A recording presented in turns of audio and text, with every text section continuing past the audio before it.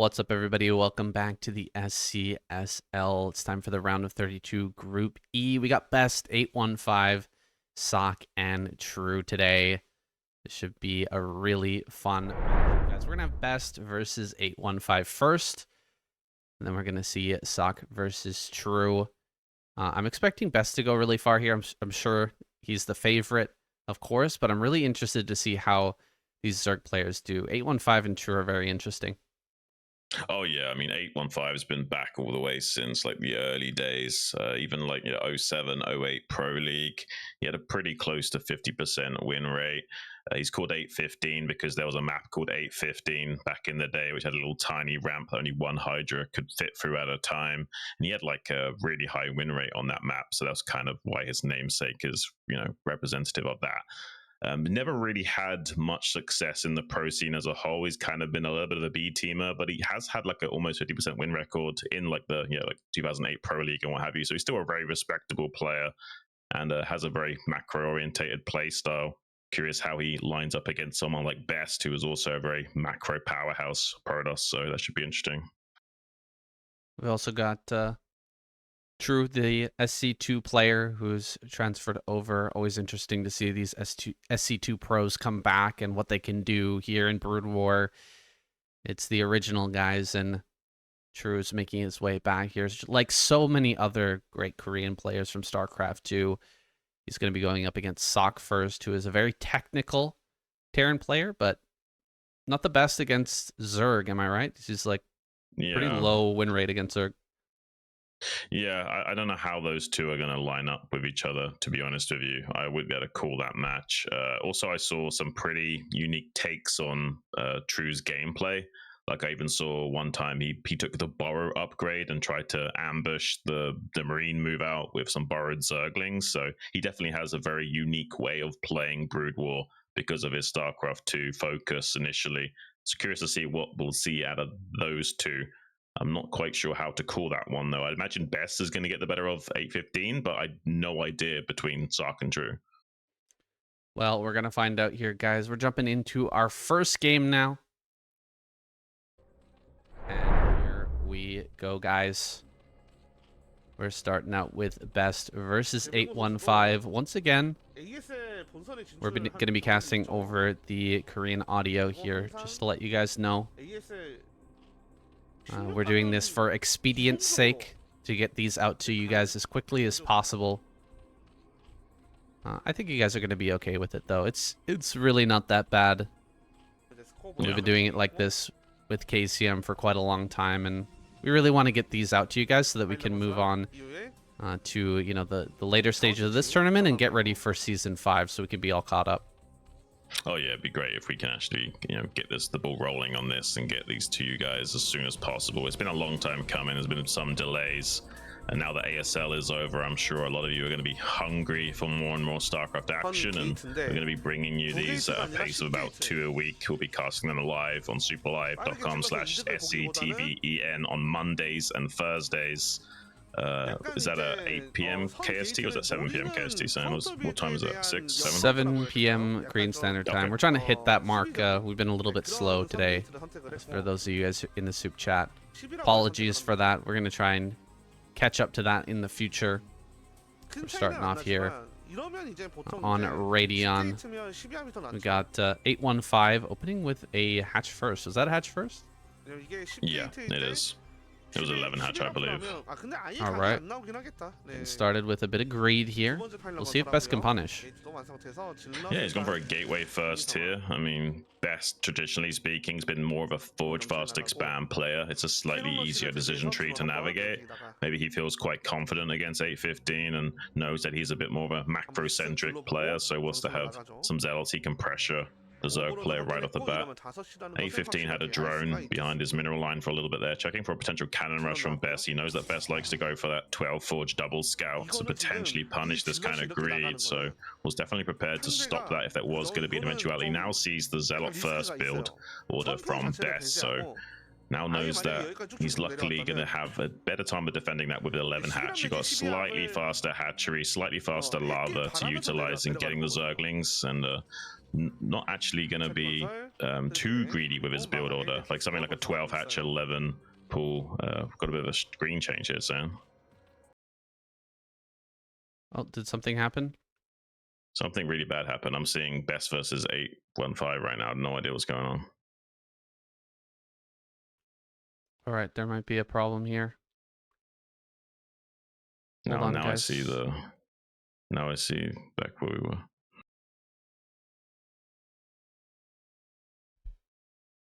Apologies here. Looks like we lost the visual.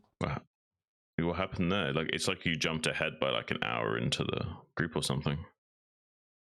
I see the previous place where we were at, but it's paused. All right. We should be good there. Okay. Apologies for that, guys. I'm still working with these overlays. Yeah, that's a mistake by me. I'll go ahead and fix that afterwards. Okay. Problem with the overlay there, guys. I'm gonna continue on here. Best has his probe in, seeing how many lings there are. He's certainly not going to want to send all of his zealots across the map and throw them into that meat grinder. So he's going to send most of them back. Looks like he wants to try and obfuscate where that one zealot is out in the middle. Going to slide right past that one overlord though. So not able to hide that for now. It's going to get caught up to by these lings, and going to group everything together here. Take a good fight against these lings that are actually running by. Okay, this could get a little bit weird here.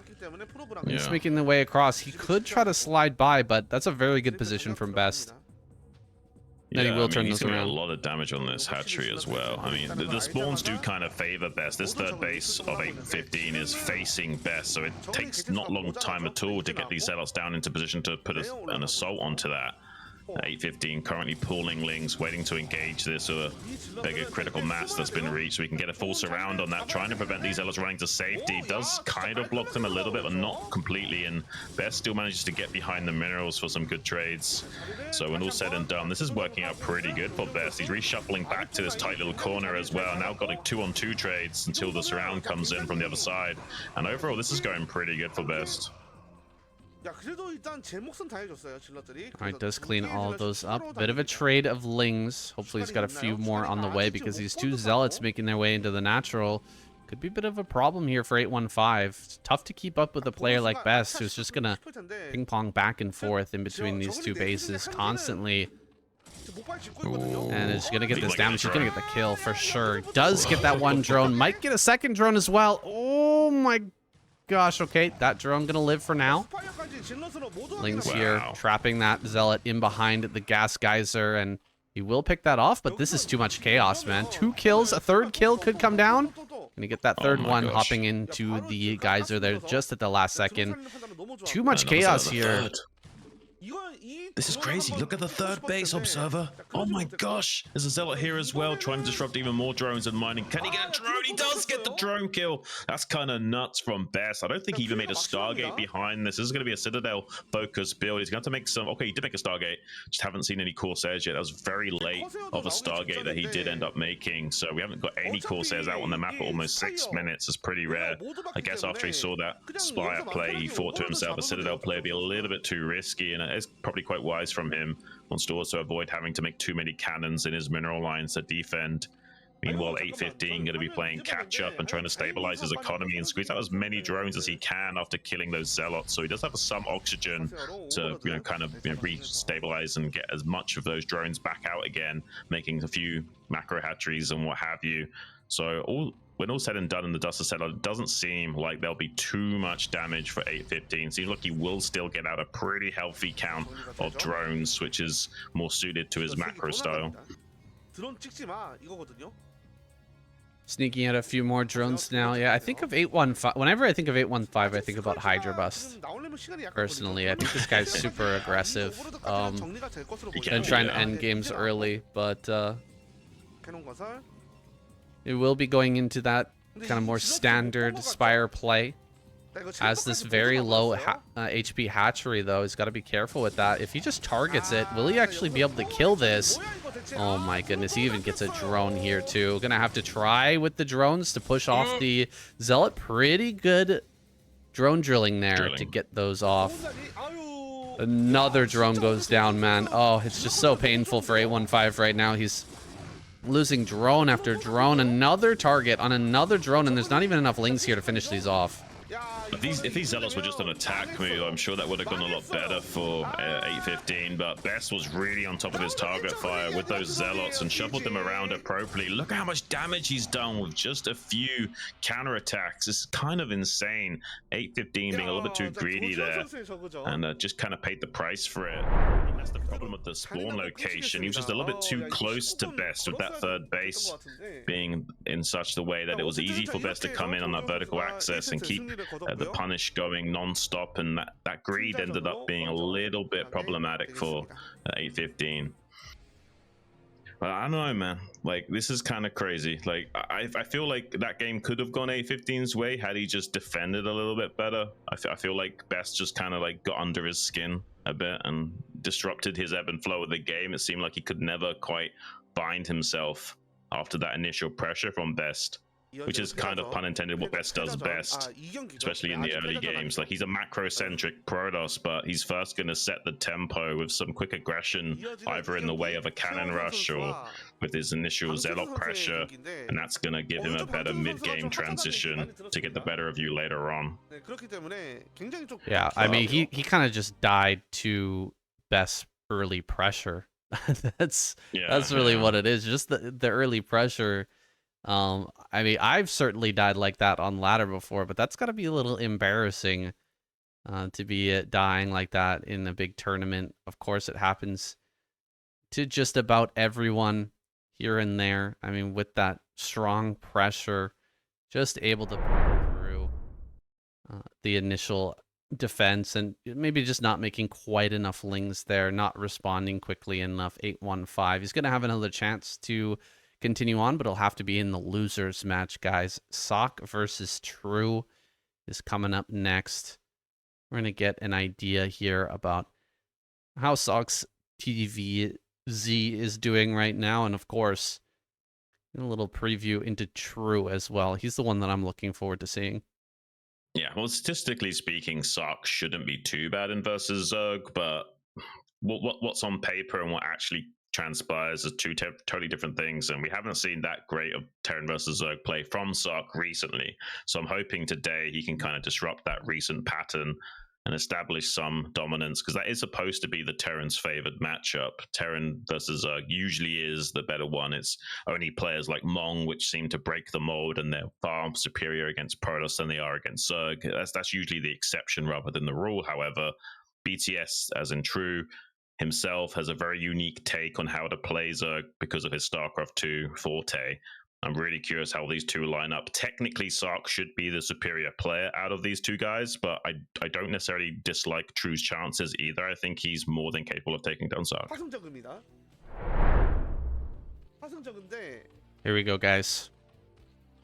Our second match of the night. Ssak versus True. True over here, aka BTS in the bottom left. If you've watched my channel for any amount of time, you've seen some of my ladder battle videos about BTS. Of course, I've seen Artosis do some casts about him as well. He's just pretty prominent on the ladder. He's been practicing a lot. He's hungry. He wants to get some wins here. He just hasn't quite measured up as of yet, but there's still room to grow. Yeah, he's in the same clan as Ample. He's a pretty decent Terran player. I'm sure he's had a lot of practice recently in figuring out how to play Broodwar. It's totally a different game to StarCraft 2, despite having the same name with a different number attached to it. But I'm hoping he's had enough practice time with his teammates that they've kind of helped him figure out the kind of slightly different ebb and flow and the nuances that make StarCraft Broodwar such a different game to any of these other RTSs out there right now. And interestingly enough, he is going for 11 hatch, which It's slightly unorthodox. It's slightly less economic. It's basically saying you want to have a slightly higher chance of dealing with, you know, like BBS or an 8 racks kind of pressure play by having more lava available to you early. And also, if it is like a delayed bunker rush where it's like leapfrogging the bunkers to you, the creep finishes quicker, so you can defend with sunkens more efficiently because you've just got the creep spawning a little bit ahead of schedule. You know, all I thought about was the larva and the earlier pool, but you're right. Actually, creep does make a pretty big difference in these really tight holds, so that's a good point. We'll see if that type of thing comes into play. It doesn't really feel like Ssak wants to put on a lot of pressure, especially in cross map, and with this build, 1 racks fast expand, you're not going to have a lot of options to be able to do that, but you can send that first Marine across the map. Try to poke. Push 1 drone off the mineral line. Looks like that's what Sakk's going to be up to. Sending it straight across the map here. Looking for that tiny bit of damage to just get himself off the ground in this game.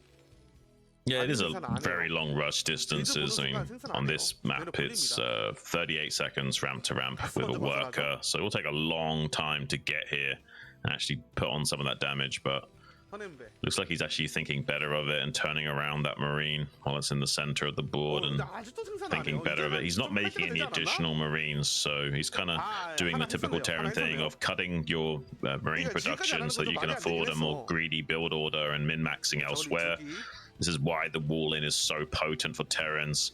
It used to be on other maps where you couldn't wall in because of the architecture of the map that you would have to make a bunker, and that would really slow down your build. That's 2 SCVs worth of minerals, and you'd have to keep Marine production. So being able to cut Marine production and not make a bunker, Terrans can get away with all kinds of shenanigans. Like you see how quick this Academy and Engineering Bay is. So he's kind of double dipping in his tech as soon as possible by cutting these Marines.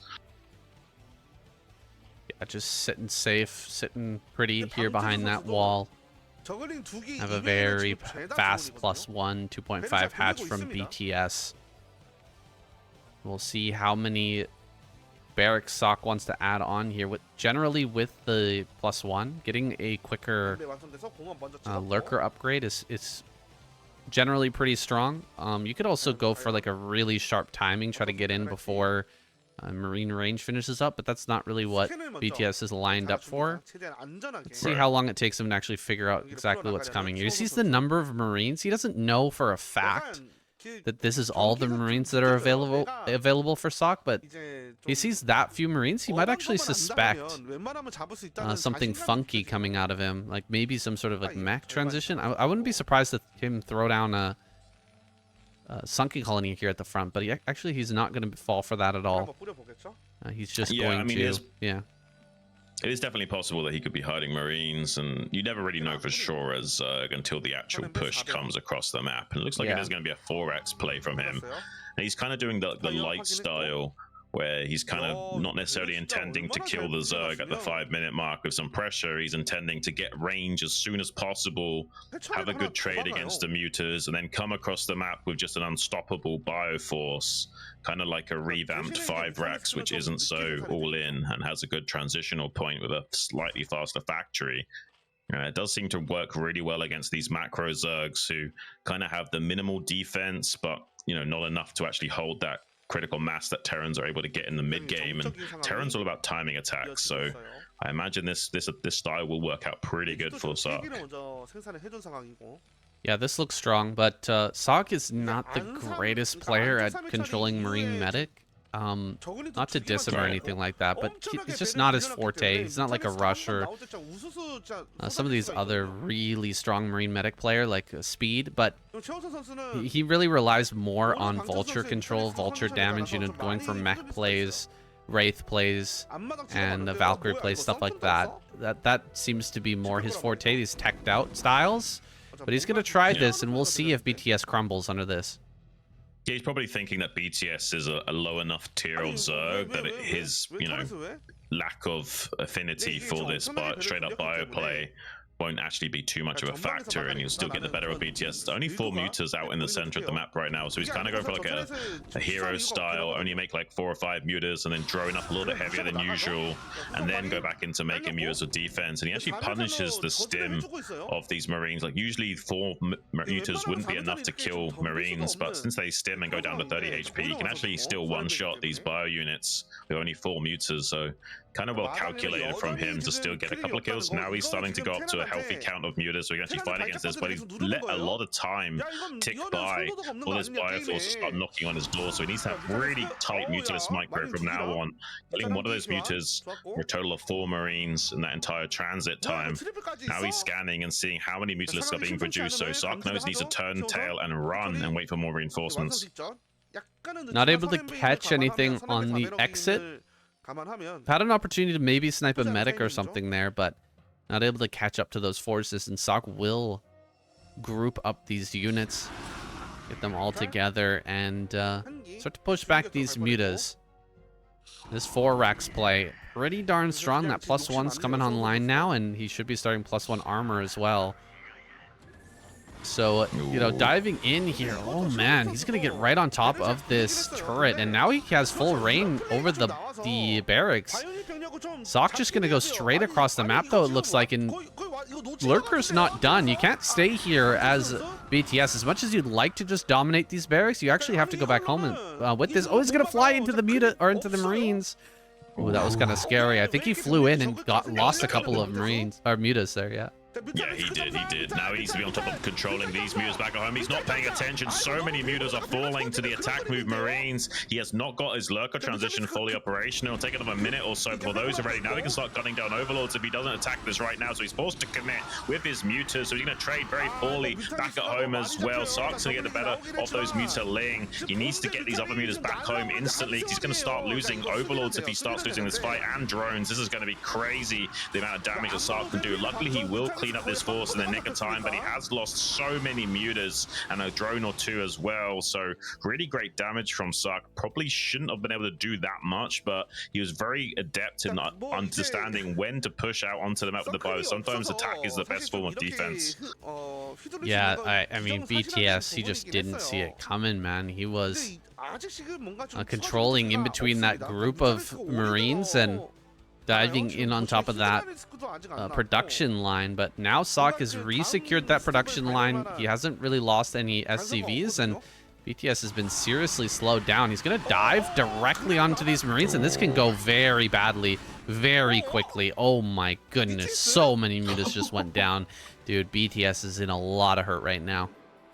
Yeah, and even a Valkyrie coming out to put him on a tighter clock.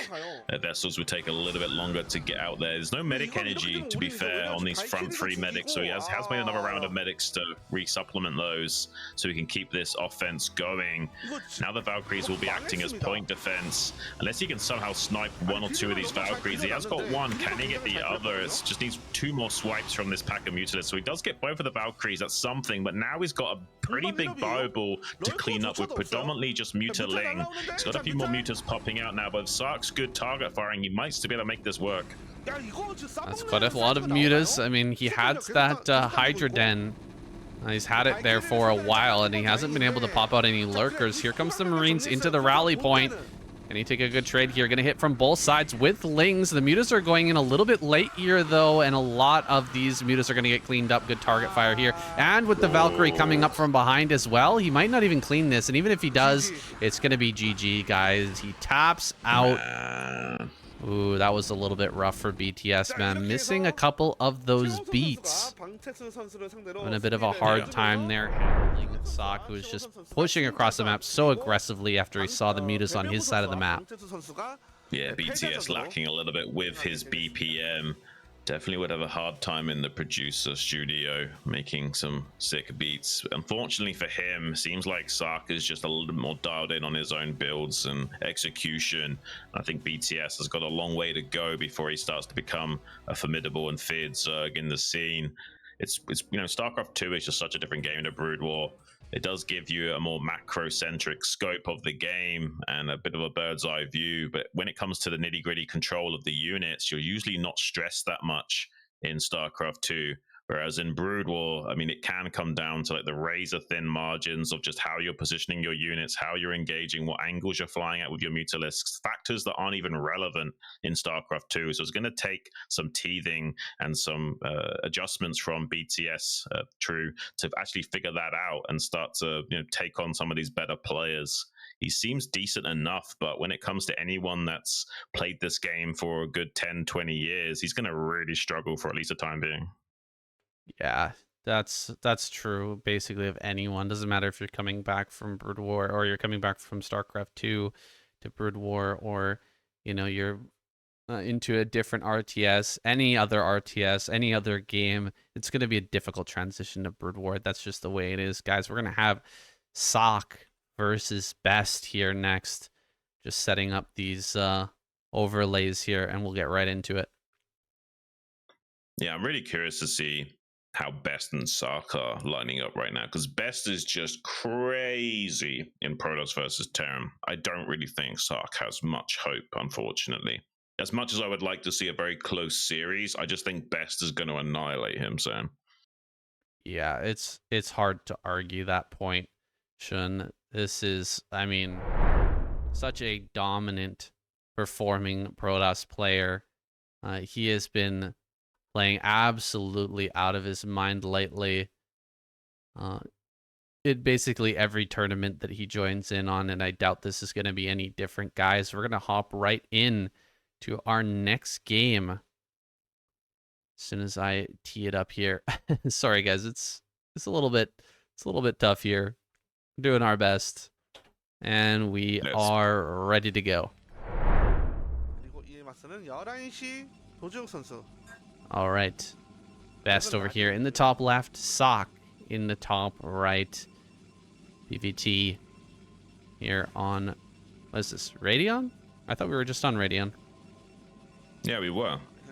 I guess the starting map is Radeon for most of these sets. Okay, so we're going back to Radeon, and we're going to get a best of 3 between these two. Yeah, I'm sure there's obviously other maps in the pool. It's just that Radiant is the starting map for pretty much every single set. It might be, at least until the final match. I'm not so sure. Gotcha. All right, what type of style are we going to see out of Best today? I know that he is most well known for his shuttle Templar and mostly gateway focused style, but he's totally capable of doing basically anything in this matchup. He's totally capable of playing carrier, doing early DT drops, that sort of thing, Reaver play. Might not be quite as good as someone like Snow, but he still gets the job done. Most of the time, he's quite solid with all of these different styles. Yeah, it seems like he goes gateway man for the most part and likes to mix it up just to obfuscate his build order range. Occasionally throw in a Dark Templar drop or something as well. That's kind of his two main go-tos, I would say, is the straight up gateway man, and he likes to mix in the Dark Templars into Arbiters a few times. He's not the greatest at doing that, but I understand the needing that dynamic range to work with. You don't want to be pigeonholed. I think that's one of the reasons why players like DeWalt are having a hard time on the pro circuit. It's just because he's very good at what he does, but it's it's very cookie cutter and linear, and these other pro gamers are gonna easily figure him out and optimize against it each time and know how to deal with it. So you kind of need to mix it up a little bit to make it in the pro scene, or they're just gonna figure you out and dominate you. Yeah, it's pretty hard to not get figured out by some of these guys that have been playing for so many years. They've just been grinding out games forever and ever, and if you're not completely in the mix, if you're not completely up to date on everything that's going on that's brand new in this game and all the changes to the meta, like, you're just gonna fall behind. You're gonna get figured out. Ssak, I mean, he's maybe not quite as relevant right now. The Best is someone who's had a lot of games in big tournaments lately. He's got more of himself out there. Maybe Sakk's been working in secret a little bit more, and he's got something special for us today. Let's find out. Well, I hope so, Sam, because honestly, he's been a little lackluster in his recent performances and kind of throwing even one games. So I don't know if that's due to his mental state or lack of preparation or lack of practice. I'm not sure what's going on in Ssak's camp necessarily. Though I do think he's going to be looking to redeem himself and his status in the scene sometime soon. He is actually a pretty good player when he's not choking. So it would be nice to see him kind of come back and figure some of the issues and holes in his play out. Look at this probe harassment from Best. He's even going to get the chase micro on that SCV and force attention from Ssak to try and keep that alive. There is a vulture just popping out now. He's trying desperately to see if he can kill this SCV before the vulture can come to save it. Just 2 more particle beam hits. He's not going to find that. Has to run the probe away now to make sure this vulture can't just come in, kill that probe, and then go into the natural. Dragoon's just now popping out in the nick of time to protect this fast nexus as well. So really well hammered out build by Best to stop anything from punishing him. And if Ssak had gone for a slightly earlier gas timing, like 11 gas or something, he should have been able to come in there and punish that probe line potentially. Yeah, Best a little too good for that. He's gonna block everything really solidly here and expect nothing less. We've got the CC finishing up back at home, looking to throw down some mines most likely here. Ssak kept that vulture alive for a reason. He needs to get the wait, okay. There's a little bit of a weird pathing going on there. I was like, those look like they're I mean, wait, why are those going down? That doesn't make sense. Yeah, just some awkward pathing there at the reverse ramp, but he will get to mining now. More Marines. Yeah. More Marines if he intended to pull the boys. This is just a very, very standard FD push. Actually, not with enough Marines at all, so that he probably get punished by the micro at Best. Even taking out that mine now, we can get some chase micro. Has to lay down mines in the wake of his own army to protect this retreat. Best going to be snagging one more Marine kill before calling it a day. Best is one of the best in the business at smacking down these early pressure plays from Terra, and he's really not phased by them. And even going to be throwing down an extremely quick Nexus at 5 minutes 30 at his natural third. Nice block. Very, very nice block there from Best. And really blocked that attack expertly. I was afraid for Ssak there for a moment because his Marine was right behind the tank, and if Best had jumped on top of that and he wasn't able to turn around and run away immediately, that could have been very dangerous territory. But Ssak was looking for a lot more out of that. He was looking to push quite a bit further up and get mines right in front of the base, and then, send a vulture over to place mines at the third. But Best is just super on top of it. He guns down the vulture immediately, not even allowing a second mine to pop out. And so is able to drive that back with a relative ease. Now Best is just cruising here. He's already into his third base, and he's pumping away those probes. It's time for Ssak to sit back and be a little defensive here while Best takes the reins. Yeah, I mean, Best is cruising, but Ssak might be cruising for a bruising. Unfortunately, his style of play was much better suited in dealing with like a 1-gate robo follow-up from Best, but he did the safety variant of the Nexus first build order and getting 2 gateways out very early on to have like a normal 2-gate observer kind of production, and that will make those kinds of attempts a little bit more easily thwarted. And the idea, like you say, was to kind of pull the Dragoon's attention away to dealing with that push and not being able to stop the mines going down to the third. And as a result of that failing, now Best has a very powerful economy and will keep remaining in the driver's seat for the majority of this game unless he suicides all his Dragoons into Ssak here, which I doubt he will. He's not that silly of a player. He might be a Protoss ape, but he's one of the best at figuring out how to engage and how to pull his opponent out of position and what have you. Well, Ssak here just sitting, everything stacked up in the natural. He's getting his extra factories online, but Best is camping out in front of his natural. He's really getting a setup here just in case any sort of vultures try to slip out. He's going to know about it. He's going to be able to track them down, and he's going to be ready for any sort of push that's coming out here as well. There's the Citadel. Pretty quick Citadel. Going to go ahead and get Zealot speed here quite quickly. make sure that he's got enough to deal with these pushes. And look at this, he's going to collapse on these tanks. Can he actually get in on top of these? That's a lot of Dragoons coming up from the rally point. My goodness, this could just be a straight up bop as he dives deep on top of all of these tanks. He's getting a little greedy here, Xun. Walking past the tanks right there. I was surprised that he didn't want to just kill those. Instead, kind of running past. He might have actually botched this a little bit, I dare say. Kind of, but not really. Like, he killed so many tanks there. He was going for maximum greed, though. You're right. Like, he didn't just want 2 or 3 tanks for free. He wanted like 4 or 5 tanks for free. So he was like, I'm gonna ignore these 2 tanks at the front and dive deep so you can't physically retreat with these other tanks. So he did kill quite a lot when all's said and done. He's hoping that his production can keep up with the reinforcements of reinforcements of Ssak, so that there's not going to be enough tanks to secure this third base. To be stretched a little bit thin, holding this rally point location and the third base at the same time. That's why Best is went so deep there, trying to punish this play from Ssak. He knows he's also going to have some Goliaths out rather than tanks or vultures. There is a little bit of a window to maybe punching at the cancel on this CZ. He's going to now dive on top of these siege tanks. Goliaths will try and hold the line, but he should at least kill maybe 1 of these tanks, maybe even 2 of them. Really well played from Best. It looks like he's playing a little bit suicidal right now, but keeping the tank count this low will make it so difficult for Ssak to hold the follow-up attempts from Best. And Best, if he wanted to, could even go straight into Arbiter play from this. It'd be kind of interesting to see that too.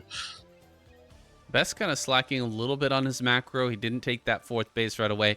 It looked like he was convinced he was just going to be able to break Ssak here, and it still might happen. He might just, you know, pop out a round of Zealots, and with that quicker, oh wow, double Nexus. He's taking 1 at 12 o'clock as well. That's a really dangerous base to take. Yeah, I don't think that Best thinks too much of Ssak, man. He's diving so hard, and he's not really respecting the tank lines at all. He's just gonna go ahead and take this base at 12. I mean, he's throwing it in his face a little bit, I think. Yeah, it does seem like he's styling on Ssak a little bit and showing him what he can actually do. The way he calculates his trades is just insanity. Most Protoss players do not have the kahunas, the big steel balls that Best does in committing to attacks like that. Certainly not with the success rate of Best. You sometimes see Protoss players dive in and lose everything. Rarely you see them dive in like Best does and actually kill every tank. So yeah, certainly one of the only guys in the scene able to make this style pay off. And now he'll have the leg enhancements finishing up, so he can start to flood Zealots behind this as well. And there's not enough Dragoons, sorry, not enough Zealots, sorry, Vultures to clear up the Zealots, then Ssak could also be at risk of just getting bowled over by Best in a few moments here. And with this double expansion attempt from Best, offense will definitely be the best form of defense, because it'd be a little bit too tricky to cover both bases from Vulture raiding parties. So in a way, Best does want to keep the pressure rolling here and stop Ssak from coming out onto the map. We're going to see it. That Zealot speed come into full effect here in this next attack. Plus, there are Templar available as well for some big storms if Ssak isn't perfectly spread, and having the right units in the right place. Like, look at how stacked these tanks are. It's a juicy storm there if he's managing to get that. It's like, Best a little worried about drop. Yeah, doesn't see a drop right now, but maybe that's kind of Sakk's MO. I definitely agree with that. I've seen Ssak do a lot of drop play, and getting in on top of these bases, it can be a good comeback mechanic, right? If you get in there, drop a tank, get a couple of vultures, you start to kill probes, start to you know, pull your opponent this way and that, maybe you can get a good setup and force them into a bad fight, but that's just not going to be happening here. Sakk's got to push out straight up against this huge force, and Best is completely ready for this attack. He's got a huge supply. He's ready to dive on top of everything. Yeah, he's got an observer now in that dead space at 12 o'clock to spot for any possible drops, so he feels a lot safer keeping the majority of his forces out on the map. This is the kind of thing that Ssak needs to do, is get some vulture raiding parties out here and kill these pros, but he's making the mistake of losing all of his vultures in the process, which means he's not going to have many defenders in dealing with the bowl over attempt from Best. That's one of the biggest mistakes that Terran players make. they're so active with their vultures out on the map that they lose too many and then don't have enough to screen against the Protoss force when it does come into trade. And you might be seeing that transpire here too. Ssak barely has enough army to hold on the max attack from Best. Best is 140 supply to 200. That's like the minimum threshold you need as Terran to defend. Maybe Best also has quite a lot of probes right now with that 5 base setup, so relatively on the army power scale, Ssak has some better chance of holding this. Here comes Best out now streaming into the natural rally point location. There's so many tanks that are clumped up.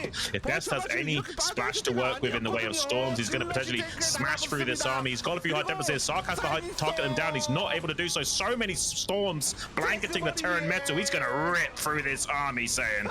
Oh my goodness, it's just devastation. Best jumps right on top of the army and clears out absolutely everything. This is a dominant performance, similar to his game versus True earlier. Oh my goodness, and there it is, the tap out. Wow.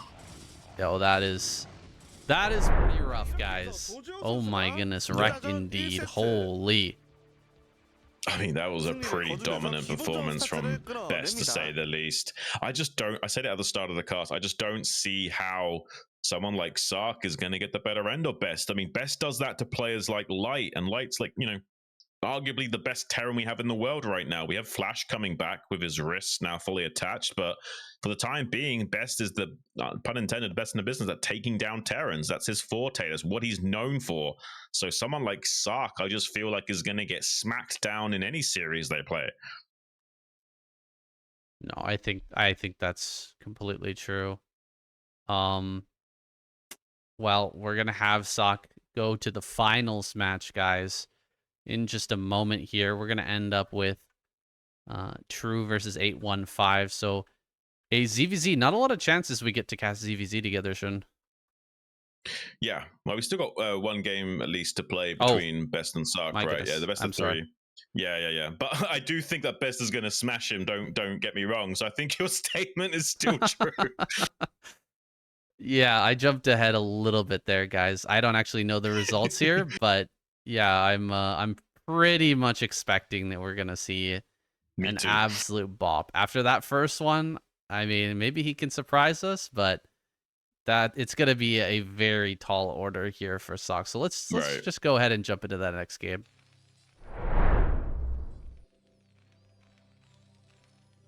Sorry about that, guys. Yeah, getting a little bit ahead of myself. Here we are now with Ssak down in bottom left. Picking in his boots here as Best over in center right.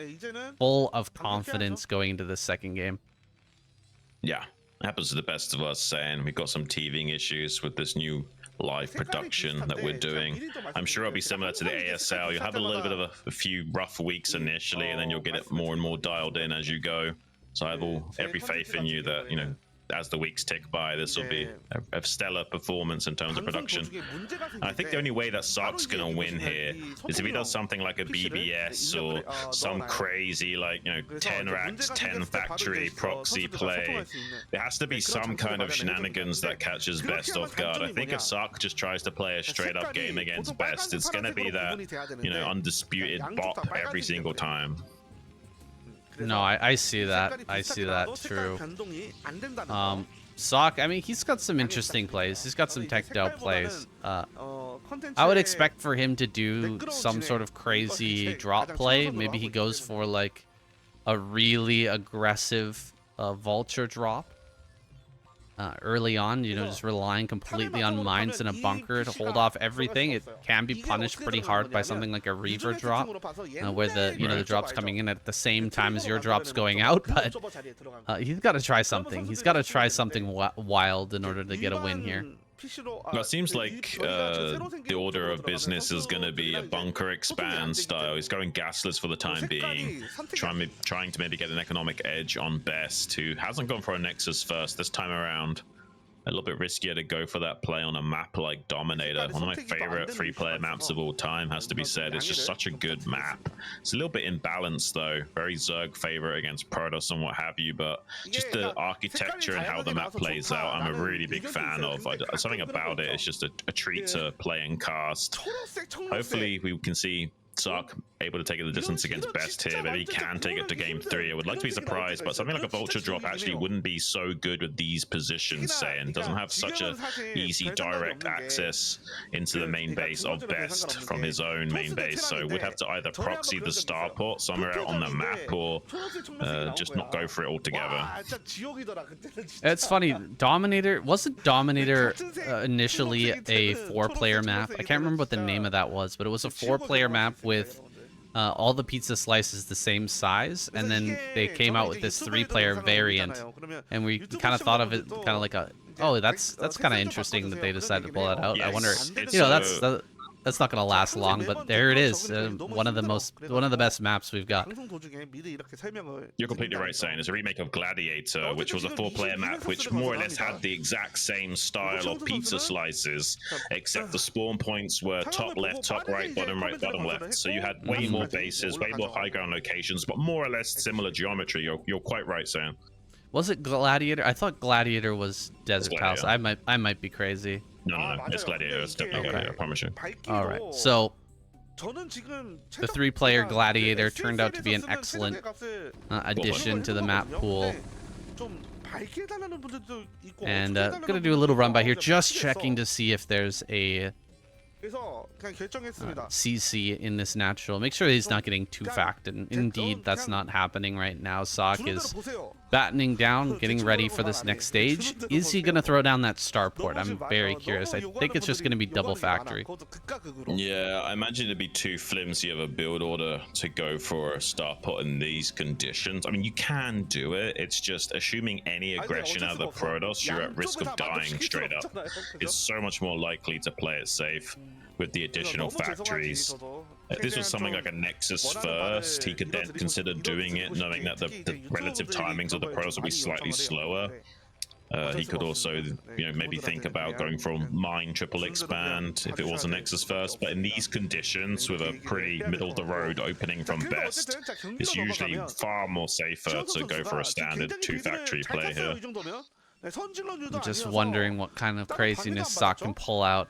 What kind of wonkiness he can try to make his chances a little bit higher here in this very difficult series. There it is, Armory and Academy as the follow-up. No eBay, so we're going to see some Goliath play out of Ssak to shut down that initial shuttle. And as Terran in this matchup, you have 3 choices of tech. When you make your armory, engineering bay, and academy is crucial. And usually you don't get all 3 right off the way. Usually you pick 2 of those 3. And academy armory is technically the superior choice if you can get away with it, but it does require more finesse in navigating the potential harass that can come your way in the way of, Reaver shuttles and what have you. So you need to be on top of your Goliath control and positioning to make that work. This is something that Flash really revolutionized and popularized back in the day. You can see how late this eBay is relative to these academy and armory. So he's trying to get all 3 of the tech out, but what you build first is very crucial as Terran in terms of what you're trying to optimize for. Yeah, the eBay here is a little bit it's a bit too much. I mean, he can build it, but getting all 3 it's gonna eat into everything. Yeah, he's trying to cover all his bases here. He's not being the risky Ssak that I wanted to see. He's gonna get a solidly into this game, but I feel like in a solid game where both players haven't been harassed, Best just comes out ahead. That's my opinion, but we'll see how that turns out. Yeah, oh, nice scan from Ssak though. Sees the shuttle timing. He doesn't know whether or not this is DT or Reaver. Based on Best's usual range of play, this could be either.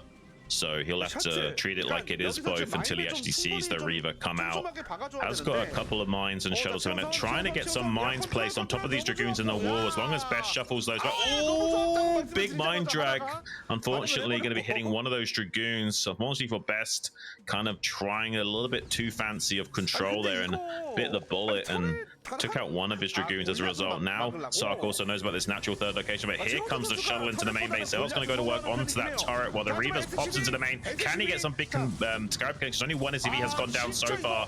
Now he's got 2 more and a Goliath for a total of 4 kills. Can he find some more additional damage? This could spiral out of control very quickly, and he's killed the turrets to allow him to exit with this shuttle safely as well. 6 kills on this Reaver total. The majority of the SCVs are in the natural expansion, so it's slowing down the mining time at the very least here, and he's not finding many Hellfire missile connections on this Reaver. He's killed all of the Goliaths here. This is kind of the problem with relying on, you know, just the Goliaths mainly to defend against this kind of early game shenanigans. If you're not on top of your micro, suddenly it can spiral out of control, and oh, that could be a big connection from Best. That's number 4 SCV Saiyan with the potential for more.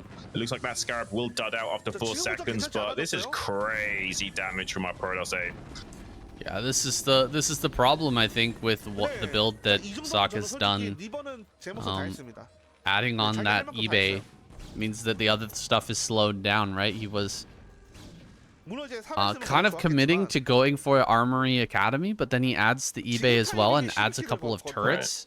If he'd just gone for like really fast Goliath range, got a couple more units out, and also gone for, you know, he could have gotten those extra factories just slightly faster as well.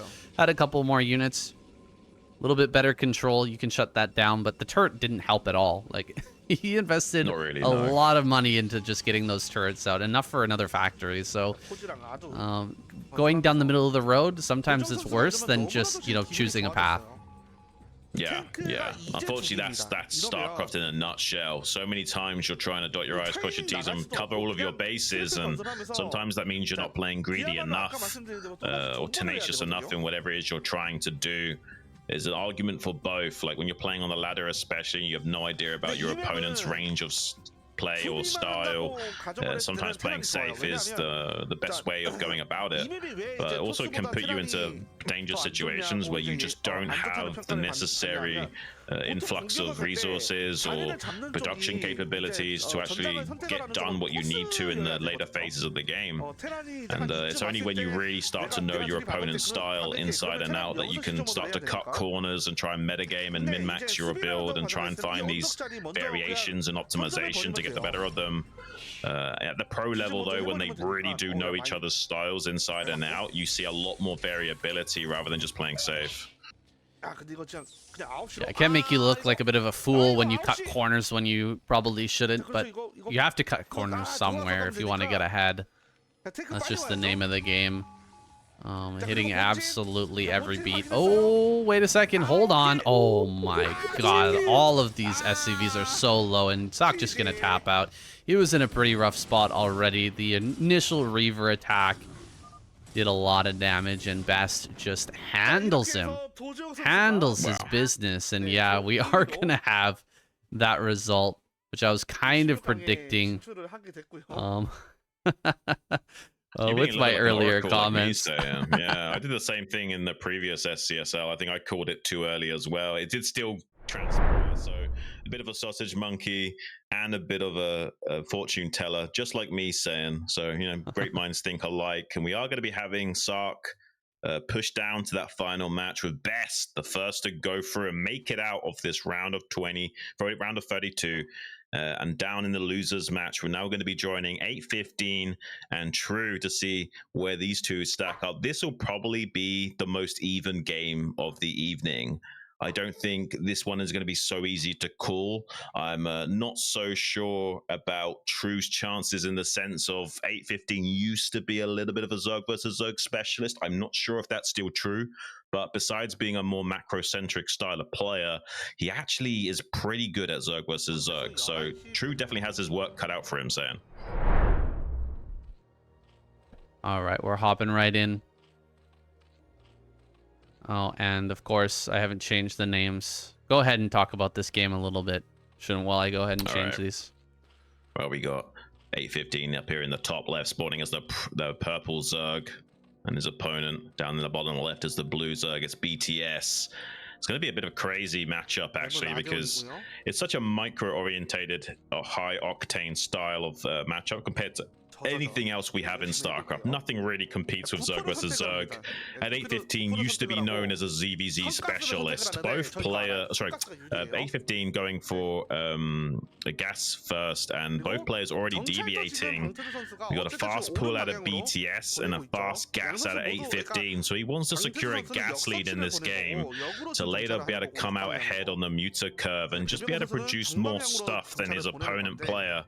We'll see if that actually does come to full fruition here, but this is one of the styles you can go for in this matchup and try and get a little bit of a gas lead ahead of your opponent, and eventually that equates to having one whole mutalisk ahead, and suddenly you win in that air dominance, but it takes a long while to get there.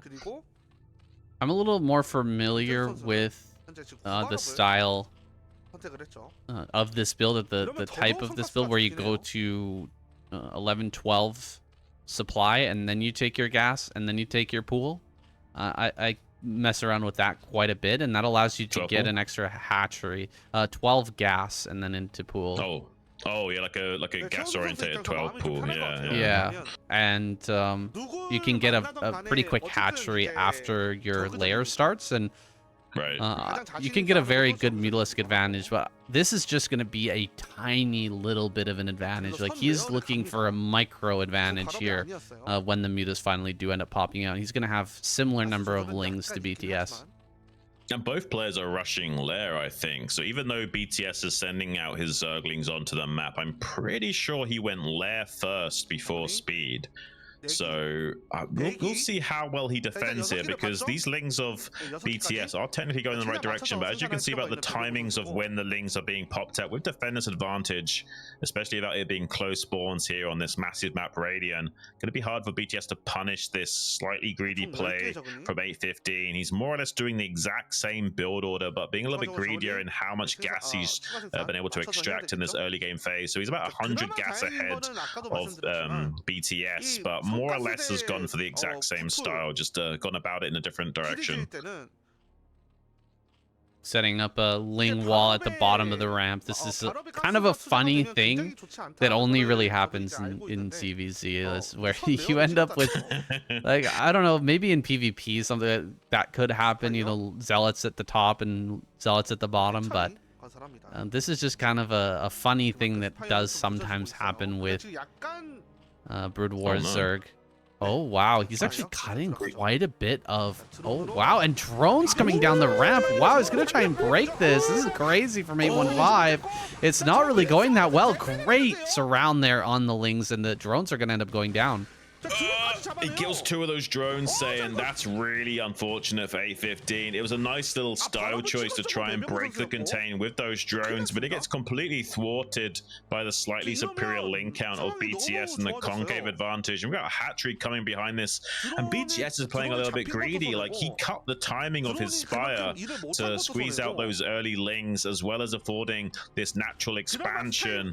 I'm not sure if it's going to be able to be punished by 815. He'll have a slightly faster Spire, but it takes, you know, a good 20-25 seconds for those mutas to actually fly across the map and do anything.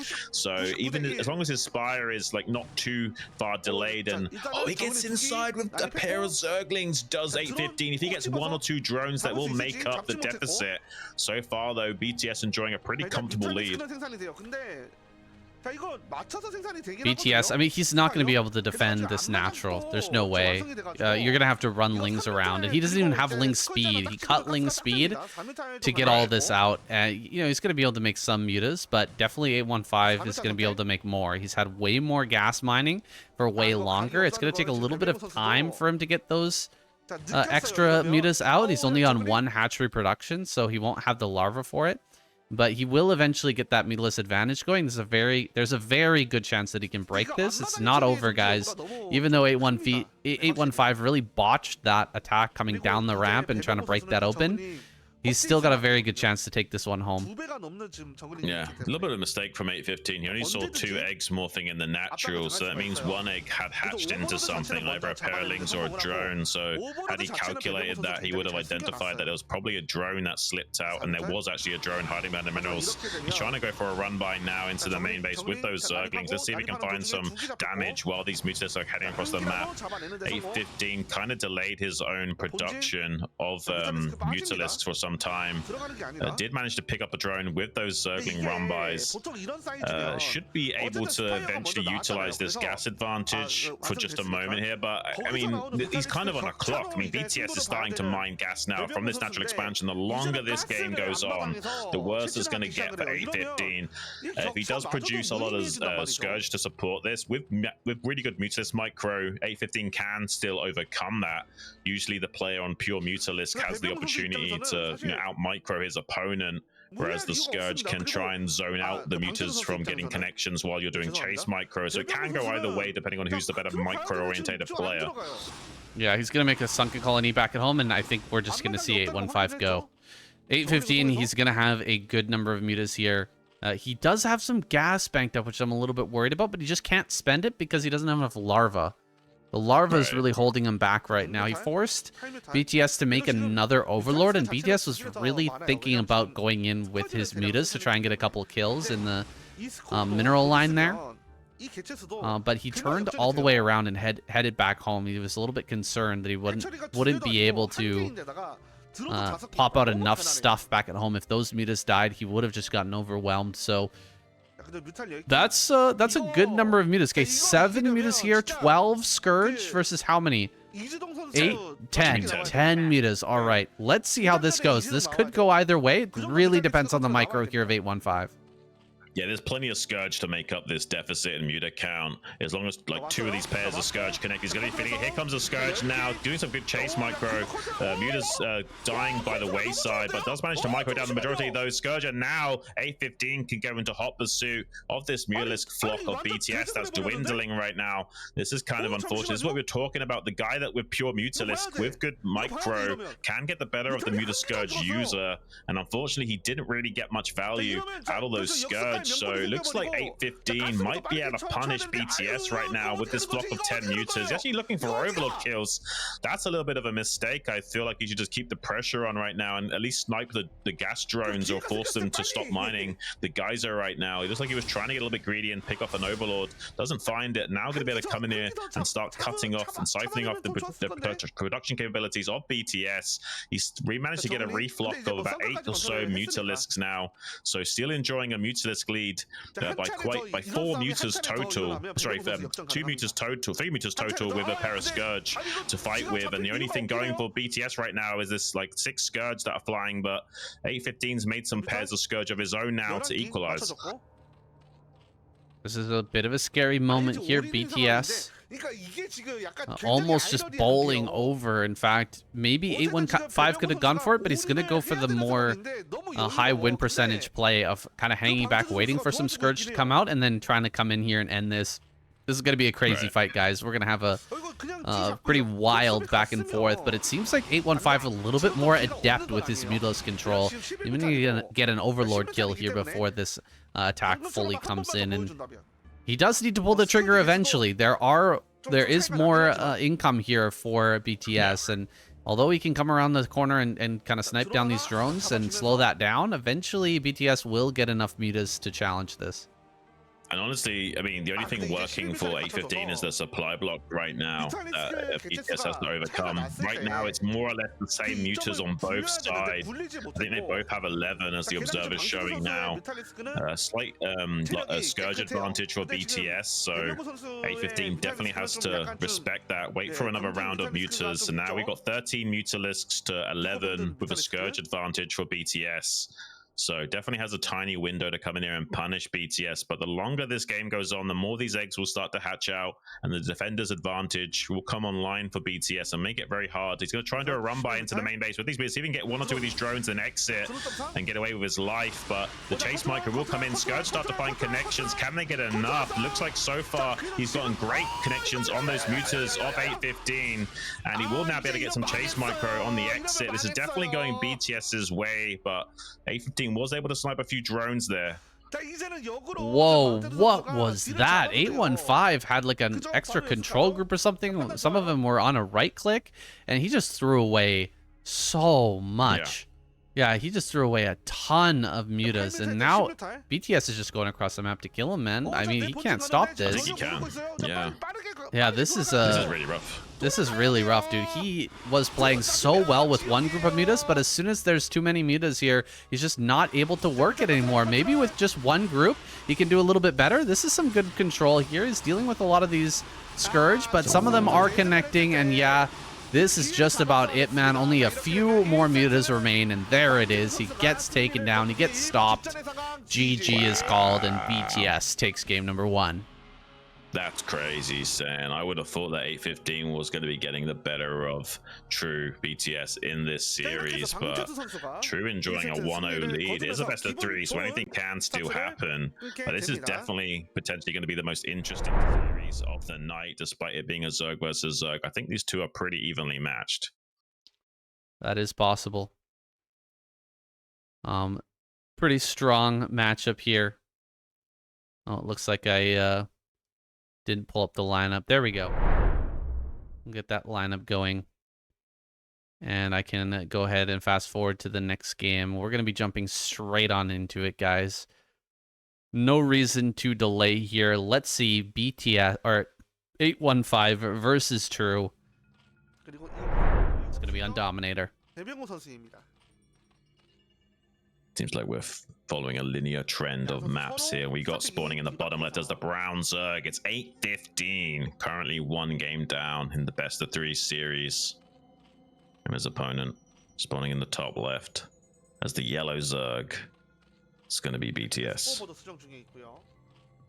Yeah, I think this is how the round of 32 works. I mean, we've been doing SCSL for a bit here, but there's been long gaps between our casting. We haven't quite gotten into the flow yet, but we're getting there, guys. We're getting used to this tournament, and we're really enjoying it. This is a great addition to the ASL. Yeah, I think now that we're going to be doing it regularly and, you know, by twice weekly from now on, I'm sure we'll very quickly slip into the groove of this tournament, unlike what we had to deal with previously. So I imagine, like, as the weeks tick by, we're going to get very locked into the ebb and flow of this event. And I'm looking forward to some great games, Sam. Okay. Overpool here from BTS, mixing it up a little bit.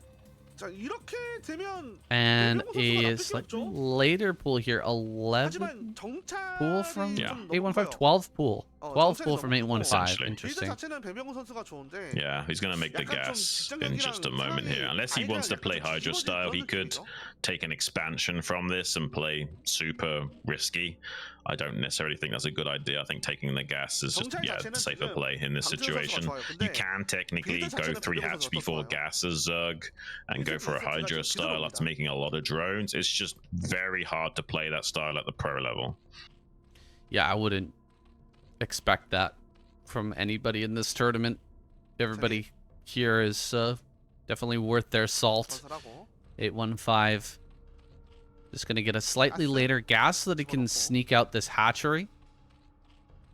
And we'll enjoy a little bit of an advantage. Of course, not a tech advantage, but he's going to have this base on land way faster. He's going to have that larva advantage. And basically, anytime you can get a slightly later pool than your opponent, you're kind of in a lead. So, defender's advantage here. He can just kind of hang back until that comes online, and then he should be able to overwhelm BTS in terms of lings. Now, the question is, he scouted this play from 815. He knows it's not a 9 pool. He's going to make 1 more additional pair of Zerglings as BTS, but does he make a drone in a second hatchery or not? Once you know it's not 9 pool as overpool, you can technically get a very early second hatchery to have a production advantage, and that sets you up for a strong, like, 6 muta timing off of what on base. And if they do go for like a 12 hatch spore play, you can also flood Zerglings. Seems like BTS is doing a more middle of the road style though, and is producing additional Zerglings early on. He did get speed as well behind this and hasn't cancelled it, I don't think. Sometimes you'll cancel that speed if you see there's no early pull from the opponent. Seems like BTS wants to keep some counter-attack potential alive with seeing that slightly earlier hatchery timing from 815, and we'll be content just to produce off 1 single hatchery this game.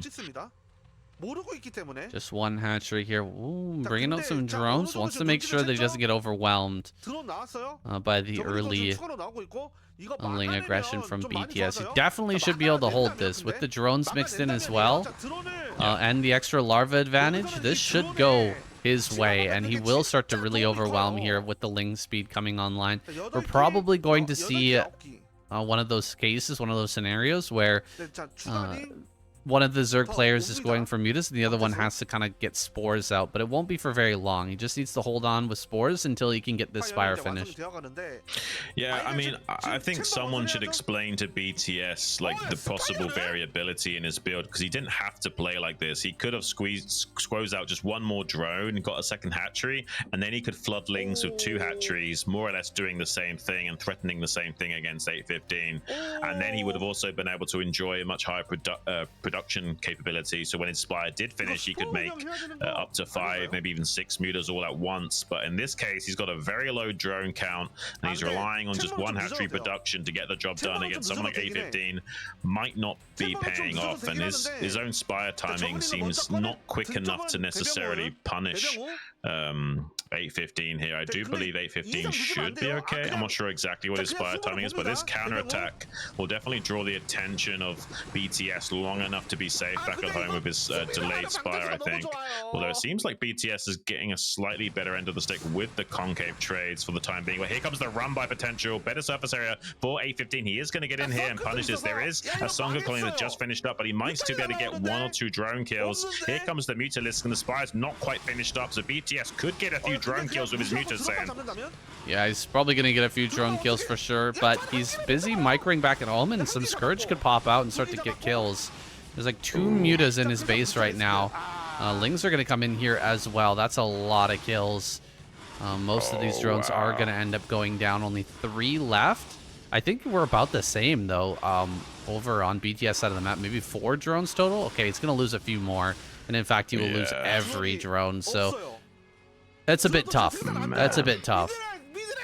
Yeah, he's gone all the way into like 10 Scourge right off the bat. He's trying to kind of stymie BTS right now and go for a wing condition. He wants to kill all of the mutas with the Scourge so they can then do some more further drone damage. But as long as he's got good Mutalist micro, BTS should get the better of him. He's starting to gun down the Scourge now. As long as he can avoid perfect connections with those, it will be 815 tapping out. And it might be True actually going through to that final match, and it is going to be transpiring. That is a bit of an upset, saying I would say. 815 was considered Zerg versus Zerg specialist back in the day, and now as it stands, it's gonna be True that's facing off against Ssak in that final match coming up in a few minutes. And now I changed my mind. I think this may be the most interesting match of the evening. Looked like Ssak had True's number in that game number 1 on Radiant when it was cross map, and True kind of didn't play so well. But I don't think that that's fully representational of his ability. I think that True has a chance in a best-of-3 series against Ssak. Maybe he can go the distance and join best in breaking through and breaking out of this round of 32. Saying I would love to see it. I would love to see this StarCraft 2 gamer figure it out and somehow make a bit of a splash in the Broodwar scene. I definitely don't think he's got much of a chance against the majority of these guys, but I think, you know, this is probably his most likely opportunity to break out of this round and at least get some wins on the board for his record.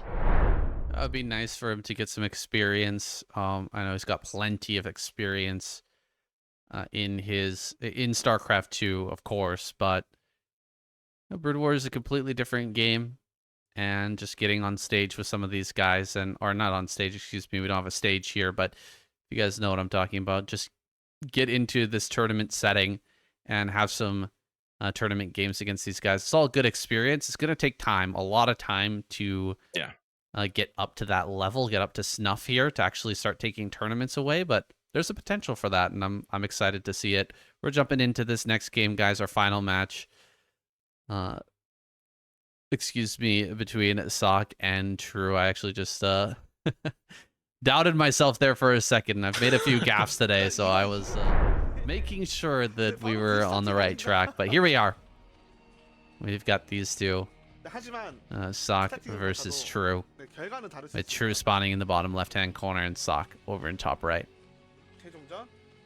I think this could be potentially a good series, but we got the exact same spawns as we did in that game number 1. So, I mean, let's see if BTS True can avoid a repeat of that experience. He's doing some pretty good mineral boosting. The drone on the second patch on the bottom, he's manually controlling that drone. Every time it returns, he's lining it up to be on the right-hand side to get a bounce off of the corner of the hatchery. So I'm glad he's at least figured out his mineral optimizations. That's certainly something that maybe StarCraft 2 players will struggle with initially, is that they actually have to control their workers manually in this game. All right, well, this is not what I was hoping for, but okay. Gonna go ahead and put some early pressure on here. The wall is gonna be very strong. Ssak is going to have a very nice position to retreat to, and I doubt this gets much damage, man. Damn it. I mean, we still got a best of 3 going here, but I think the True's going to find himself in a tough spot here, game number 1. It depends on how good... Wait, True's going to... What do you mean? True's gone for a pull first. So he's actually advantage, right? Like, he should be able to smack down this 8 racks from Ssak and enjoy a pretty comfortable position after not taking too much damage, as long as he doesn't miss micro his early game. Well, the thing about the wall, though, is that as long as he scouts and sees that there are Lings coming, he doesn't lose any Marines, then Ssak can just back up and throw down a CC instantly and just hold the wall with 1 SCV and probably like 2-3 Marines. He doesn't have to do anything more than that. It is going to slow down his build. It's not that much of a mismatch, but from my perspective, I feel like he's still going to be in kind of a tough spot. Building 6 Lings here. Oh wait, he only builds 4. Okay. He sees that, just turns around, runs back home, makes a CC. That's pretty much it. Yeah, I still think this is slightly Zerg favorite going forward. As long as he navigates this appropriately. Ssak is being really sneaky. He's actually run off to the side with these 2 Marines and SCVs, and he's going to do a run around and bypass the first 2 scouting Zerglings of BTS and seeing if he can maybe punish this. He's making a bunker out of the range of the hatchery, and he's going to try and sneak his Marines all the way inside that bunker. And he gets one of those Zergling kills as well, saying so. BTS has kind of botched this early game, and Ssak is going to be enjoying a little bit of punish potential now, because he's going to get these 2 Marines inside this bunker and be very annoying. Okay, this is even worse than I imagined, Xun. It's even bad, worse. Yeah. So letting that Ling die, you cannot let that Ling die. That Ling is very important. You needed to get on top of some of these Marines that were coming across the map, maybe get a couple of picks there. Wasn't able to do any of that, and he's engaging in a really poor way here as well, coming from behind. Dude, BTS is cooked, absolutely cooked. Drones are going to start to fall here. He does target down the SCV eventually, but a bunch of drones are going to die, and now the Marines can just micro a little bit, and he might just be able to kill everything. He's got 3 more Marines coming up here. He runs behind the mineral patches. The Marines come up. I guess all of these will die, but he's targeting down drones here. Lots more damage from this 8 racks. This turned out way better than it should have with the orientation of this build. You know, early pool against 8 racks. You should be able to hold on to everything, but look at how few drones there are, Xun.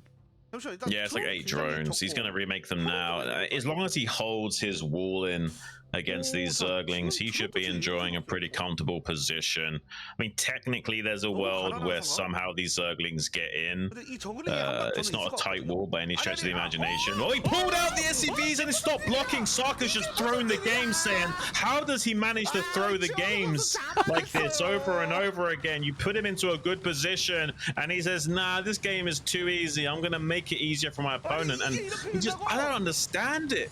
Like, what menagerie is this guy imagining where it's okay to suddenly stop blocking your wall? Like, someone explain to me what's going through Sakk's mind.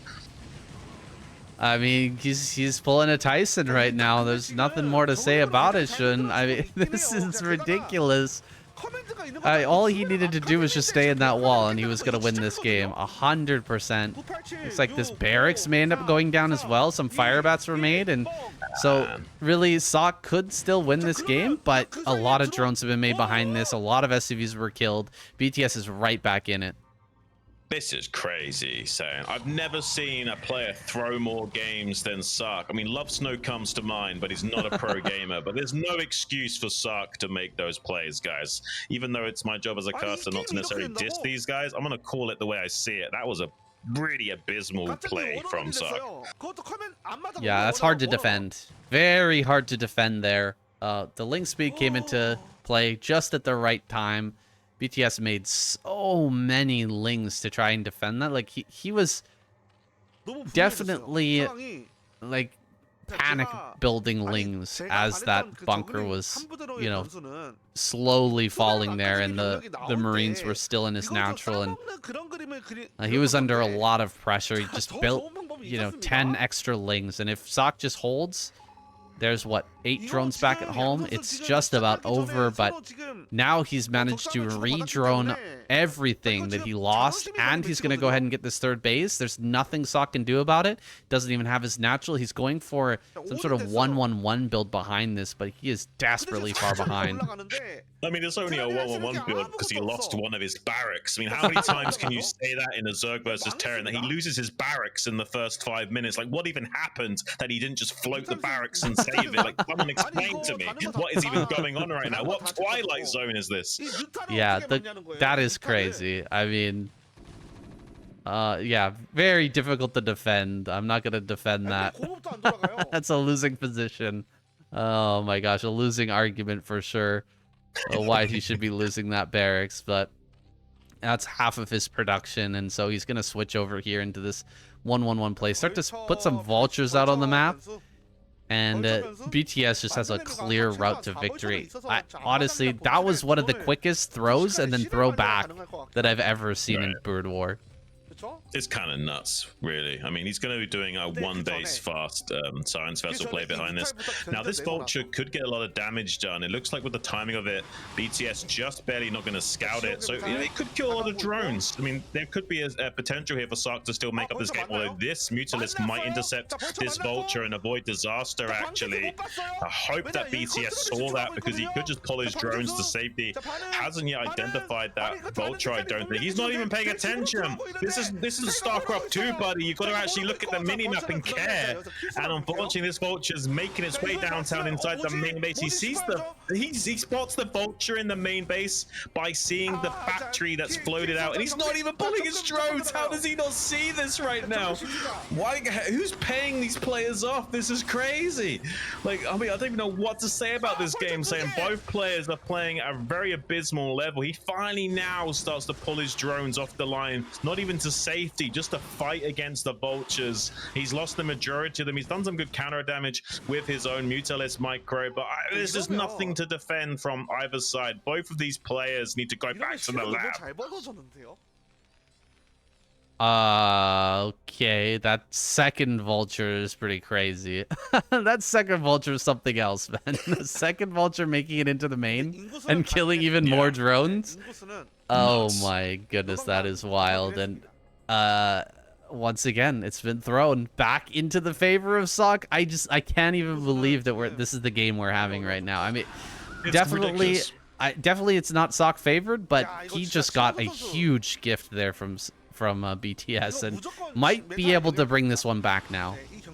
Yeah, and now the Science Vessels puts the Mutalisk flock of BTS on a clock, and as soon as that Radiate finishes in like 10-20 seconds, unless he splits his Mutas perfectly, which he should do by splitting them up into 4 different control groups, like all of them in 1, a few less on 2, a few less than that on 3, and only a few of them on 4, then you can very quickly split your Mutalisk flock into 4 clumps to make it easier to dodge that initial Radiate, which is what he should do to counter this play of Ssak and keep the pressure on and allow himself to be irradiated right off the bat. I hope he's got the ability and knowledge to execute that Mutalisk split so he can keep going right now and keep killing as much of his Bioforce as possible. But as it stands, Ssak has a window to come back in this game. I mean, is this like the Game of Throws or something? Are they like they're challenging each other for like who can throw the game the best?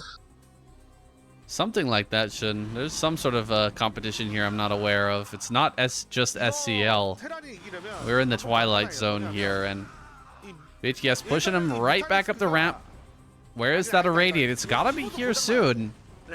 He's sitting on these vessels for a bit. It went on a low HP Mutalisk, so it like evaporated instantly because he. Oh, did it? You're supposed to. What Flash used to do back in the day was he'd manually left click to make sure he didn't irradiate a low HP Mutalisk, and that's what sometimes happens. You irradiate like the muta that's on red HP, and it instantly dies and does nothing to the rest of the stack. So yeah, someone like Flash would have actually manually left clicked those mutas first to make sure that didn't happen. I don't know. That's a lot of energy. He's got almost 4 irradiates here. I don't know if he actually casted that. Maybe I missed it, but he's going to have plenty of irradiates to deal with the mutas. It's just the lurkers now are the real problem. He needs so many irradiates to get through this. And I think BTS is just a pure numbers game at this point. Even if he messes it up, he shouldn't be able to throw from this position. He has so much here to work with, and I hate to say it, but I do think so. Here we go, diving on top of everything. There goes the Scourge getting on top of this, and the lurkers, they don't even need to burrow, man. That's too much stuff. So he's gonna run him over. Fire from retreating. There's the GG, finally closing out this game. What a wild roller coaster of events between these two players. Probably one of the most emotional series we're going to have of the evening, with just how these guys have somehow managed to turn this into an X-Files episode and lock us into the Twilight Zone. I don't even know what was going on. Both players slightly playing off kilter. I think the early game got into both of their heads, and they were playing on tilt the majority of that match and not really finding their ebb and flow like they need to.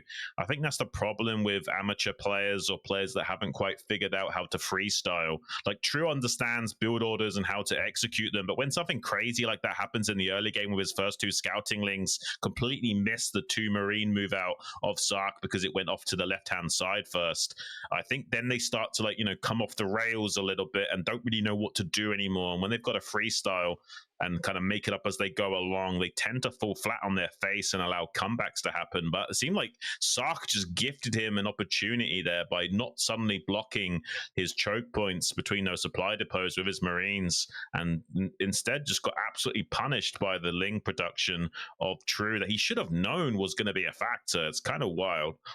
스코어보드도 수정 안 되는데 이에 맞서는 7시죠. 네, 최호선. Wow, a really wild game there.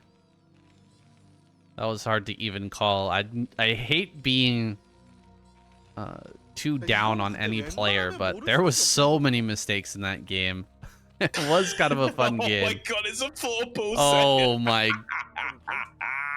goodness. BTS doubling down here. Another fast spool. Hoping for an 8-rack. Hoping for a CC first. You couldn't possibly even hold this with an 8-racks, but... I mean... Terran players have figured it out now that you can literally just pull every SCV and save your natural still. We'll have to see if Ssak, you know, finds that decision making, because unless you know that you have to pull every single SCV, you can still fall by the wayside. It used to be that you'd like pull every single SCV but like 1 or 2 mining back at home. You can't do that. You have to pull everyone, and then you can actually hold the 4-pull and stay alive. But only the best Terrans seem to be able to smack this build down these days with almost guaranteed success, which is why you almost never see it at the highest of echelons of play. BTS is hoping to get away with a bit of a quick win, exploiting the potential wall in here from Ssak. He knows that it's very likely for Terrans to take a wall in, and it used to be that 4-pull was considered a hard counter to any play like this from Terran, but you actually still can hold this as Terran if you pull every single SCV off the line. No, yeah, this is a pretty easy hold for Ssak. As soon as he realizes what's coming, he pulls all of his SCVs. As long as he micros properly, he should be able to overwhelm this. The SCVs are just a little bit too strong, and there's so many of them at this point in comparison to how many lings there are. As long as you block this, as long as you kill this, the trickle of lings that's going to be able to get produced. He's making a gas. Okay, he's making a gas so that he can make another. Oh, wow, that's not a full wall in. Hold up. Nope. Did he mess up his wall? Okay. Dude, Ssak might actually be able to throw this. He might have found a way. You can full wall in here. Oh, he's got the links boxed in though. Oh, the links do still manage to slip by and kill the Marine. Ssak, how do you manage not to surround those lings there? You had a perfect boxing attempt. He does let 4 get into the main base. He should be able to hold this wall with good micro though. He still can win this game. As long as you pull every single, more or less every single SCV like this and just surround the Marine, you will stabilize eventually. He can just lift the CC in the main base. It's not a problem. He just needs to get this bunker up, get the Marine inside the bunker. A few more SCV kills for BTS, trying to surround from both sides now before this bunker goes up. Can he kill enough of these SCVs? So many SCVs are falling. He does get SCVs into the bunker to save them, then the Marine, but most of the SCVs have gone down. He's going to run by with those Zerglings back into the main base, see if he can deny the mining potential for Ssak. How has Ssak bungled this? He had the lings almost completely boxed in and just let them slip through his fingers. And now BTS has a tiny opportunity to overcome this still. But Ssak should be able to hold. Is he really going to pull all the Marines out of the bunker? Okay, Please let's tell put me one no. back inside. Okay. All right, these lings are going to run by. He can definitely dive on top of the Marines now and possibly kill everything. He's bringing all the lings together. Gonna jump on top of the Marine on the right-hand side. He kills one. No way. Looks like he's going to get another. Oh my gosh, is BTS really just going to win right here? With a Ssak 4 is dead pool. if he doesn't hold this. Oh my goodness, all the Marines are gonna go down, man. He pulled everything out of the bunker, I'm pretty sure. He's got almost no money. He's remade drones better. He has the same amount of drones as SCVs. I mean, There's what no am I way. watching? What am I watching? If Ssak somehow loses this game, I'm gonna lose my mind, Saiyan. Oh my gosh. Oh no, Xun. This can't be happening. Ssak has made so many bungles in this series already, but it's not over yet. We could even be in for some more crazy bungles from these two players. It's not over, guys. BTS is droning. He's going to be taking a natural after the 4 pull. He's done enough damage. I mean, he's like the Terran shuttle or something. I really don't know how to explain it, how he manages to do this. I mean, he still technically can win this game. Let's not count him out. But, I mean, if he does somehow lose this series in this fashion, I'm going to be striking him off. Like, honestly, he's already low on my rankings right now, but I don't know how low he can go, saying he's like he's obsessed with Limbo or something. Yeah, I mean, we already casted some pretty crazy games from Ssak, some pretty crazy throws from him. I think that was a KCM game, right? The one I'm thinking of versus Protoss. Going up the ramp and just throwing away everything. But these really do take the cake. Like, that's nothing in comparison to what we've seen today.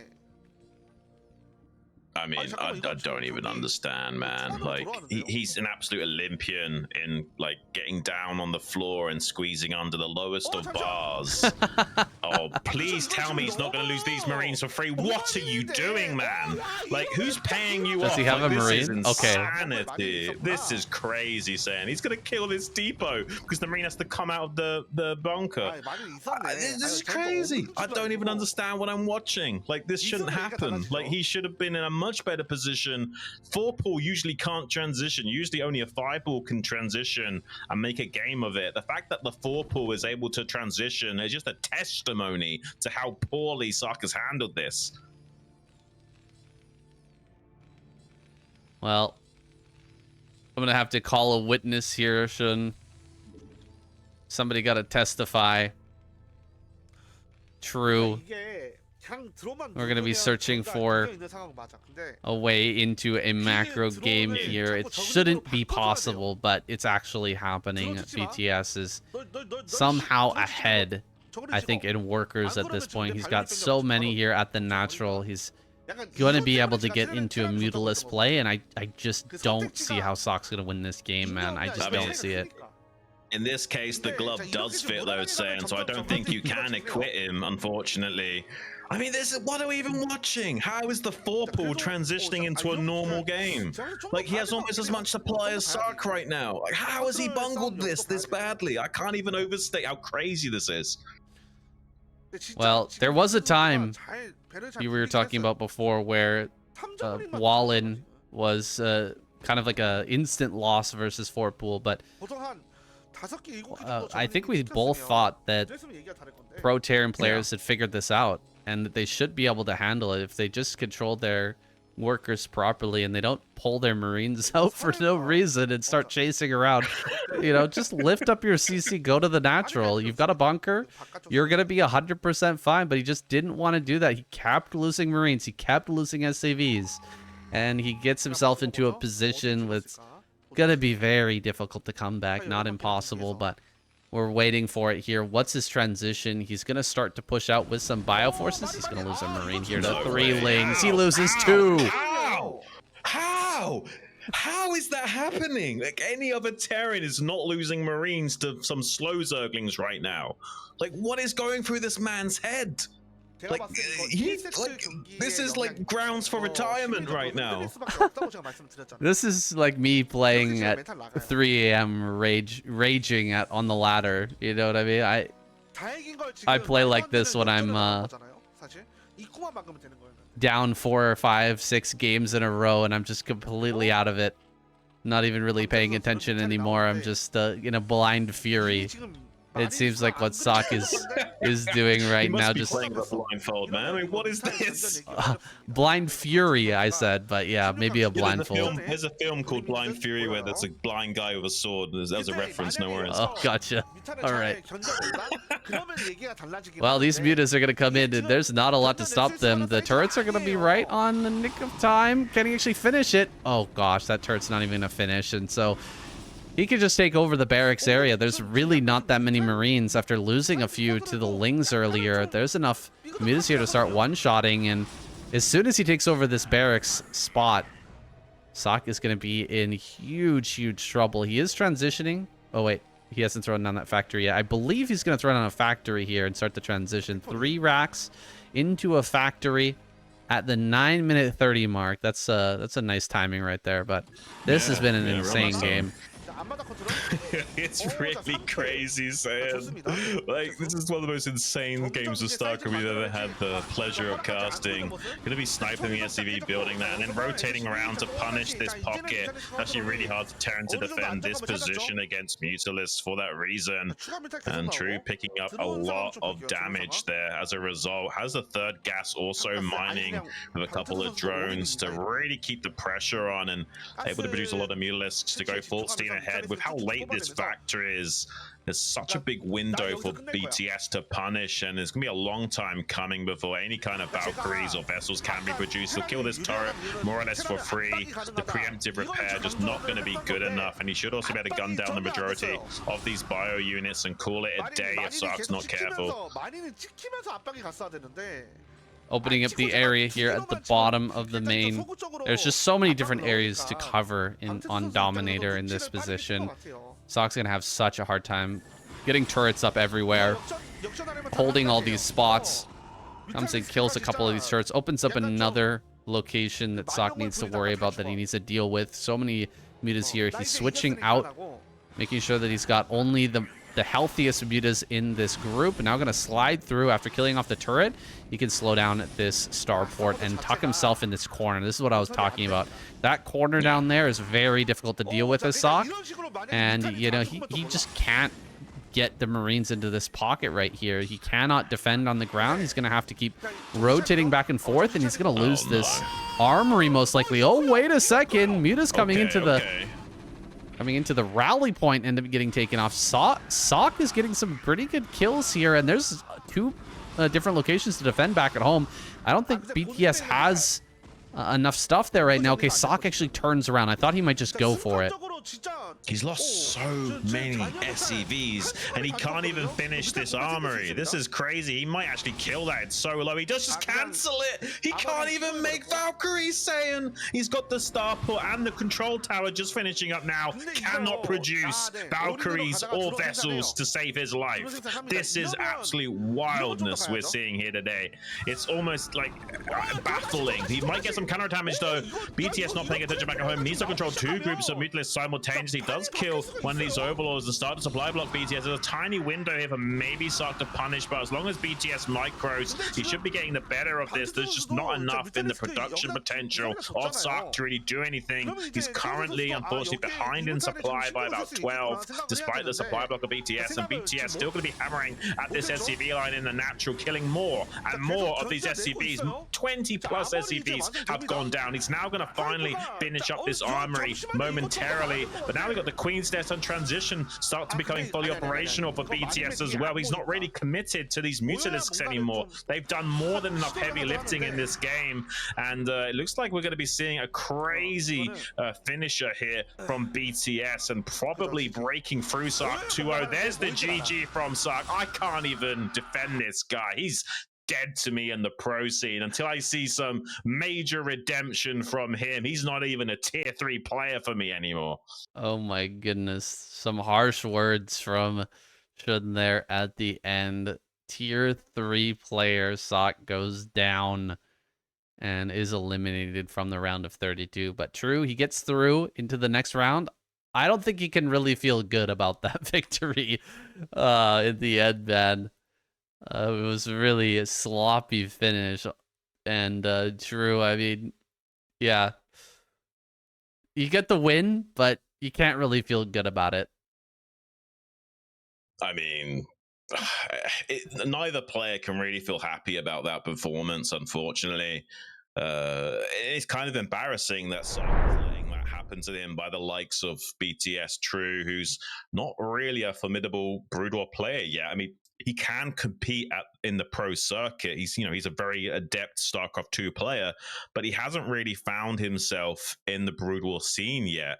And if you do manage to take him out of his comfort zone, you can see how easily he can fall flat on his face. But Ssak somehow gifting him a free win on Radiant and then just tilting out and somehow not even able to surround those Zerglings. He had his SCVs completely boxing in those Zerglings, and they just stopped. Like, he didn't even try and do a full wraparound on the Zerglings to body block them. They got a run-by slip-in to the main for free, and then just couldn't make a decision to save his life and kept running his Marines around all over the place, trying to clean up on aisle 5, even though he could have just lifted up his CC. Just absolutely abysmal from him, because if he survives with just one more SCV, there is no comeback potential for the Zerg. It's only because he lost that many SCVs in the end that True was able to do that in the first place. So I'm just shocked, saying I'm absolutely shocked. But it is going to be True breaking through out of this group alongside Best, and that's definitely a crazy upset, I would say. Yeah, True making it through is something else. That was one of the wilder series we've seen. But it's nice to have this guy going through. I don't know how far he can make it. There's so many good players in this season of SCSL, guys. Taking a look at the groups here. We've just gotten through Group E. We're going to be moving over to Group F coming up next. We're currently casting this live on SCTV EN. Guys, if you're watching here live, you can go and see all of the groups on the StarCastTV channel. And if you're over on YouTube, you can come and watch us live at 7 p.m. Korean Standard Time, Thursday and Monday and Thursday. So we'll be doing that Group F on Monday, 7 p.m. Korean Standard Time. Hero, Paralyze, Speed, and Ruin. I'm a huge fan of Speed and Hero, so I'm thinking that those two are probably going to end up getting through, but it should be a fun group. Yeah, I think that'll be a pretty fun group. I do agree with you. I imagine it's going to be Hero and Speed joining us through into that next round. Paralyze is an okay Protoss, but he's not really up to the same standard as other guys. And also Ruin, with pun intended, ruin him in a Protoss versus Protoss probably. So I don't really see much hope for Paralyze making it out. And yeah, I mean, Speed and Hero are just too good, I think, for someone like Ruin to overcome. I guess it's possible to see an upset and somehow these Protosses get the better of Speed in one of those sets. It's definitely possible, but my money would certainly be on Hero definitely getting out probably first, and then Speed for following in behind in short order. The reason I'm not showing who's gotten through so far, we've already casted A, B, C, D, and E. I'm not showing those because you might be watching them out of order, and Guys, don't Right. make sure not to check the Liquipedia page because you will get spoiled for the rest of the tournament. So we will talk about these groups once we make it through into the next round. Just hold off on that, if you please. We will be showing all the results there at the end of Group H. We're going to be putting these out again twice per week and getting caught up for that next season. Guys, we need your support for the SCSL. Make sure to check the links in the description, guys. Do support this channel, support this tournament. It's a great little sidebar for ASL. It's been that way for a few years now, and it's growing into something magnificent. It might be like that new KSL in the future. That would be amazing. That's what we're hoping for this tournament, that we'll have another big, bold and interesting tournament to watch alongside that ASL. Yeah, it's been a real treat to bring you guys the ASL, and I'm starting to get a lot of love for SCSL as well, even though that was an abysmal showing from that True versus Ssak matchup. It was a lot of fun, right? Saying like sometimes unexpected things do create a lot of entertainment value. So for that reason alone, I'm still happy about the way things have gone today. It certainly was entertaining and crazy and unexpected. And we got some more crazy shenanigans coming up in Group G as well, because Bishop's playing random. He's a very adept player, sharp seller, a noob, but also really, really highly skilled players that you don't see enough of. So there's so much to look forward to, and even the fan favorite in Group H alongside Killer. Killer's a really great Zerg player that doesn't really get enough recognition, alongside Rush, who is probably like third or fourth best Terran in the world, and then Backo, kind of like the back alley Protoss you don't usually get to witness very often, but can potentially cause upsets. So there's a lot to be excited for already in this round of 32 going forward. We do cast these live on superlive.com/SCTVEN Mondays and Thursdays, 7 p.m. Korean Standard Time. Don't miss out, guys. Come and join us in the chat.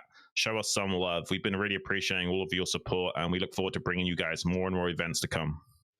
Yeah, we'll see you next time, guys. Have a great night.